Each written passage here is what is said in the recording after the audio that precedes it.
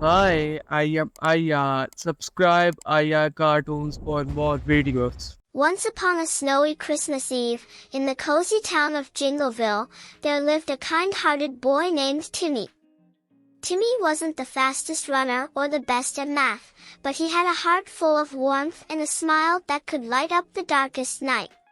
One chilly afternoon, as Timmy was playing with his friends in the snow, he overheard some kids talking about Santa Claus.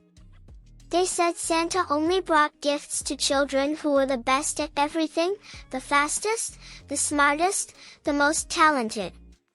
Now, Timmy wasn't the fastest or the smartest, but he loved Christmas with all his heart. That night, he sat by the window, gazing at the starry sky, wondering if Santa would visit him. Just as he was about to lose hope, there was a magical jingle of bells, and in came Santa himself, with a twinkle in his eye.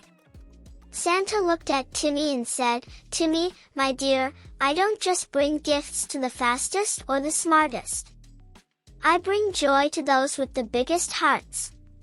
Your kindness and love for Christmas have earned you a special place on my nice list." Timmy couldn't believe his ears.